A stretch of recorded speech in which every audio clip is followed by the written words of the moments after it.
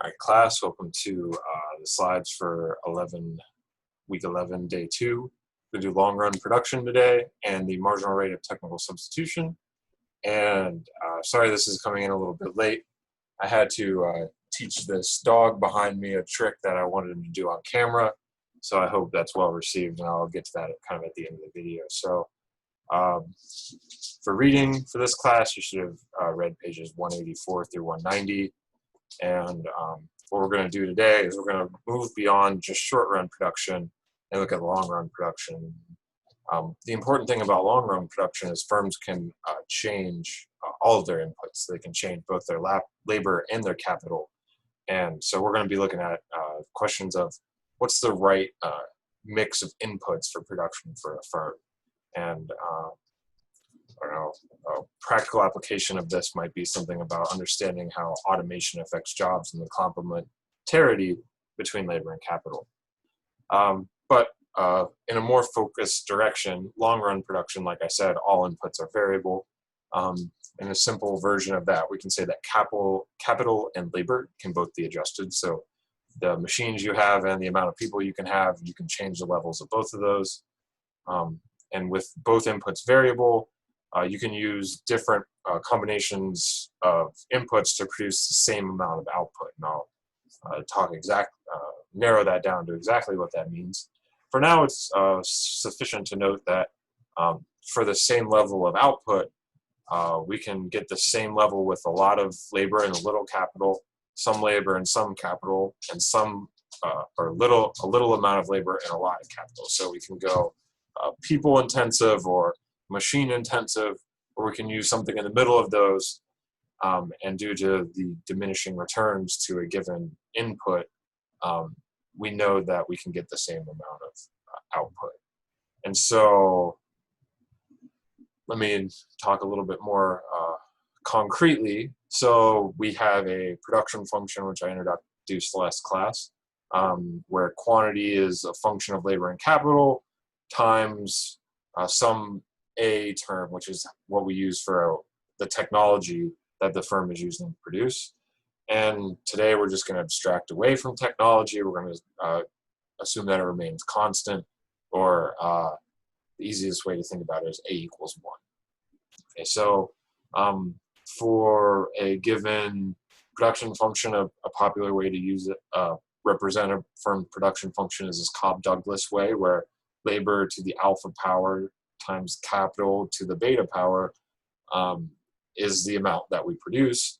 And so an isoquant, which we have a picture of over here, is where this Q is constant for different levels of labor and different levels of capital. And so any point along this curve, we're producing the same amount Q bar of output, a constant output along any combination of labor and capital on this curve. And so ISO just equals 1 quantity. And so what we have is this Q bar, or a constant level of output equals some function of our capital and labor. And so we have different levels of K and L produce the same amount of output. And so here's an example. We have a generic function again. And this is an isoquant to our right, where I'm going to say that we produce 6 units for any combination of capital and labor on this curve. You can think about this, a good way is labor to the 0.5 power times capital to the 0.5 power, the Cobb-Douglas production function, which people have estimated in actual data before for a circuits company. And so there are several combinations of labor and capital that can be used to make Q equals 6 given this production function. And all of these combinations of labor and capital are in the same isoquant. And so all of these combinations of labor and capital produce 6 units of output are on this Q equals 6 curve. So if you had 1 unit of labor and 36 units of capital, you'd produce 6 units. See, so 1 unit of labor, square root of 1 is 1. 36 units of capital, the square root of 36 is 6. 1 times 6, 6 units of output on this curve. So you could do that for any of these combinations of labor and capital. and you would end up on this Q equals 6 isoquant. And so, of course, 6 isn't the limit. You can produce more units than 6, but if you do that, you're going to need more labor and capital. And so I put 2 more isoquants next to this Q equals 6, where we know that Q bar is greater than 6, and Q bar prime is greater than 6, and Q bar prime prime is greater than Q bar prime and 6. And so all we're saying is that as you use greater levels of combination of labor and capital, you can produce more. So some properties of isoquants, they're not that different from indifference curves. You probably notice they have a similar shape to the main types of indifference curves we've been using. The difference is that instead of holding utility constant, we're holding the quantity produced constant. And so most of these properties that we'll talk about are just a result of firms not producing inefficiently. So they don't want to hire 2 people to do one person's job. They want to maximize the profit. And so the first property we'll talk about is farther from the origin, you have greater amounts of output. So as you move to the up and right in the graph, the isoquants get larger and you're producing more. Shouldn't be too hard.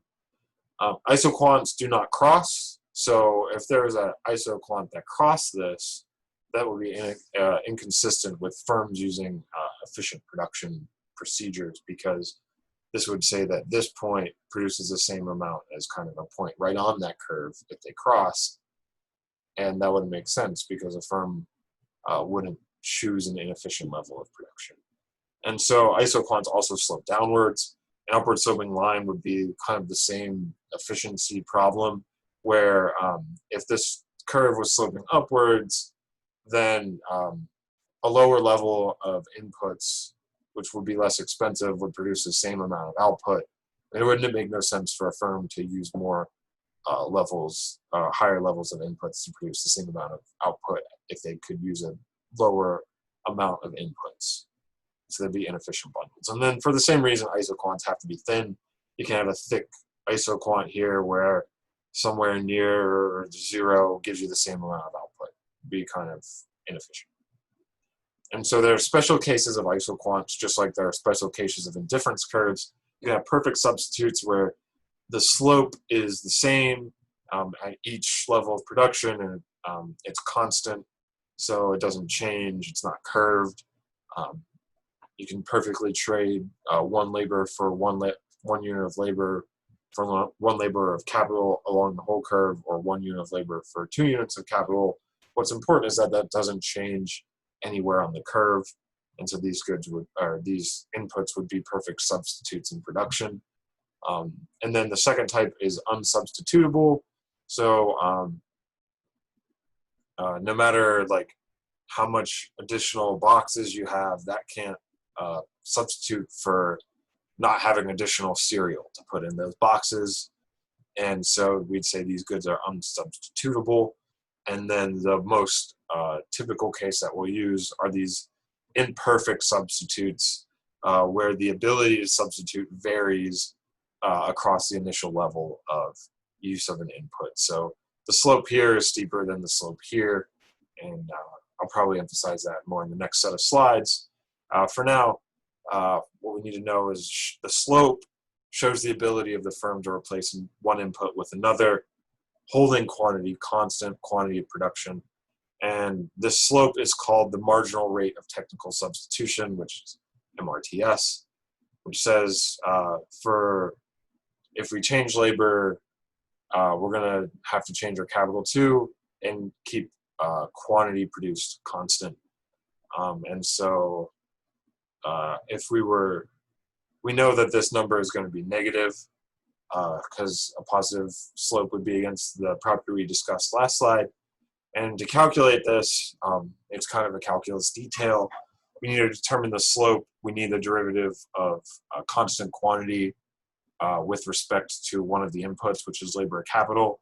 The easiest way to do this is just to note that the amount of labor we have, or the amount of capital we have, is directly a function of labor, because we can't get any more capital without changing the amount of labor we're using. And so that's kind of like a mathematical detail that can make this problem more tractable. And so we see that capital is just an implicit function amount of labor we're using. And the assumption is that the level of capital depends directly and only on the number of workers. So now we can take this total derivative. I'm not going to bore you with too much details, but it's a change in quantity, which is 0, so it's on the same isoquant.